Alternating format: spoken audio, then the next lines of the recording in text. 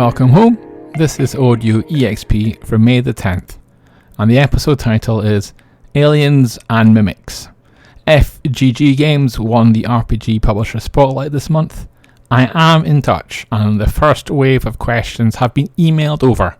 This is a relief, as May is a busy and short month due to conventions. There's not much scope for delay. However, Bronwyn wrote about a delay that seemed to please people. Rockstar have said that GTA 6 will be delayed until 2006. Take-Two, which own Rockstar, supports the delay, and I've seen nothing but understanding online. People seem to know about how bad the crunch can be for programmers, and I think we've all experienced the bugs a rushed game can have, and nobody wants those. Bronwyn, who has a VR setup in her pad, also blogged about Alien Rogue Incursion getting a flat edition. The VR game will be translated for that flat screen experience and will be available on Steam and PS5. We're betting on it getting wider distribution in time. A game which Bronwyn is not so keen on is my Spot the Mimic. Look, I don't blame her. It's nothing more than a fancy version of trying to roll the same number again and again on a dice to improve your score and then challenge a friend. However, it's not the difficulty of spotting the mimic that makes the game, air quotes, the worst thing I have ever done, close air quotes, according to Bronwyn. It's that there's no skill to it. It's just luck. But isn't that what a game of chance is? And I have seen photographic evidence of someone spotting 6 mimics in a row. I advise playing quickly, challenging a friend, and then legging it. And since we're talking about chance, we can mention Egg Embry's interview with Botch Dice. Isn't that a good name for a company? These dice are noteworthy because they're larger than your usual gamer dice, and they are being made inside the United States. Botch's decision to do this came many months before tariffs were even a consideration in the US. That said, getting these dice made clearly isn't easy, and Botch are trailblazing. It shows that switching to manufacturing does not happen overnight. If you're curious but cautious about getting into making games or accessories, then there's good news over at GameFound. GameFound have teamed up with DriveThruRPG, Magpie Games, Chaosism and Loot Tavern for RPG Party. If you've not tried to crowdfund a particular project before, then you can submit it to this program, and if you're successful, you might win both financial and management support for it. The goal is to make it easier for people to get into making RPGs themselves, and I imagine GameFound, who are pretty established with board games, want more RPG makers to consider it as a crowdfunding platform too.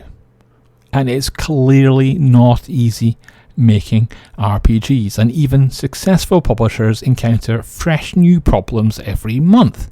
For example, this week, Rowan, Rook and Deckard, who make very established and very popular games like Spire and Heart, announced that they would not be at Gen Con this year. Why not? It's not safe. It's about entering the United States of America when horrible things are happening to people there, whether they're American or not. It's also about the risk of strange and dramatic new business rules being brought in at short notice. However, Rowan, Rook and Deckard will have friends at Gen Con and will be going to the UK Games Expo later this month, here in the UK. And sorry, it's also bad news from Silver Fox Productions and RAFM Miniatures. Canada's biggest miniatures maker is closing down and has built up quite a lot of fees and costs in doing so. The hope is that by reactivating some of their digital products in the short term, and if people buy them, some of these costs can be paid off. The company is also fighting for other sales channels for their digital downloads, and if they succeed, even if RAFM is no longer making physical models, some of their decades of hard work can live on. A publisher who has had all sorts of battles, including one with Netflix, is Evil Genius. They will be looking to put all that behind them with the upcoming crowdfunding campaign for Return of the Living Dead. Geek Native has an interview with lead designer Nick Lowe and some art from the game on the blog, and I think it's absolutely worth checking out, especially if you don't know how much of a change Return of the Living Dead is from Night of the Living Dead. And previously we've discussed the battle and competition in the virtual tabletop space.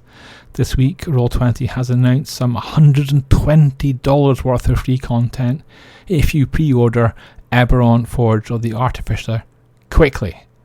That's a better deal than Wizards of the Coast's own one, but if you hang around then your pre-order bonus goes down.